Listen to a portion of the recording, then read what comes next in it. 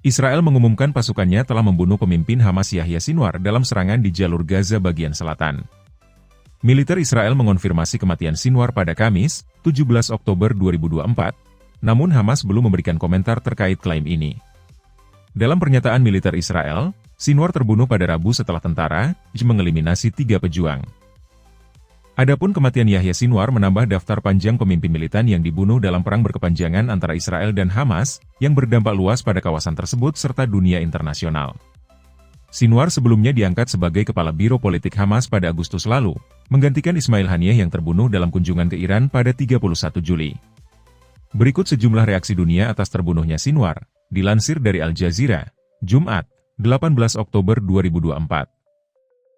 Israel. Perdana Menteri Israel, Benyamin Netanyahu, mengatakan Israel telah menyelesaikan perhitungan dengan Sinwar, namun menegaskan bahwa perang belum berakhir.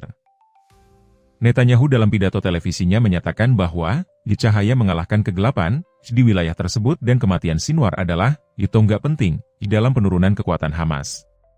Menurut Netanyahu, Hamas tidak akan lagi memerintah Gaza. Menteri Luar Negeri Israel, Israel Katz, menyebut pembunuhan Sinwar sebagai pencapaian militer dan moral bagi tentara Israel, sementara Benny Gantz, Ketua Partai Persatuan Nasional Israel, memuji militer Israel. Ini adalah pencapaian penting dengan pesan yang jelas, kami akan mengejar musuh kami sampai akhir, kapan saja dan di mana saja, ditulis Gantz di platform media sosial X. Keluarga Tawanan Israel. Kelompok kampanye Israel, Forum Tawanan dan Keluarga Hilang, menyambut baik pernyataan tentara Israel tersebut, dan menyatakan bahwa kematian Sinwar seharusnya membantu mengamankan pembebasan tawanan yang masih berada di Gaza. Forum ini menyambut baik eliminasi Yahya Sinwar dan mendesak untuk memanfaatkan pencapaian besar ini untuk memastikan kembalinya para sandera, kata mereka dalam pernyataan resmi. Amerika Serikat. Presiden AS Joe Biden mengatakan kematian Sinwar menandai momen kelegaan bagi warga Israel sekaligus memberikan peluang untuk masa depan Gaza tanpa kelompok tersebut berkuasa. Yahya Sinwar adalah hambatan tak teratasi untuk mencapai semua tujuan itu. Hambatan itu kini tidak ada lagi. Namun masih banyak pekerjaan yang harus dilakukan, kata Biden dalam pernyataannya. Wakil Presiden Kamala Harris menyebut kematian Sinwar sebagai kesempatan untuk mengakhiri perang di Gaza. Keadilan telah ditegakkan, ujar Harris kepada wartawan. Sinwar bertanggung jawab atas serangan 7 Oktober ke Israel, yang menjadi serangan paling mematikan di negara tersebut. Jerman.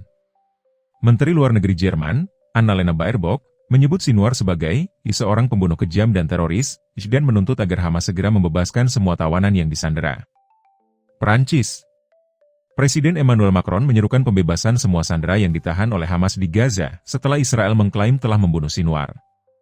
Yahya Sinwar adalah orang utama yang bertanggung jawab atas serangan teroris dan tindakan biadab pada 7 Oktober, ditulis Macron di platform X. NATO. Sekjen NATO Mark Rutte mengatakan kepada wartawan di sebuah konferensi pers di Brussels bahwa, jika ia meninggal, saya pribadi tidak akan merindukannya, mengacu pada Sinwar. Italia.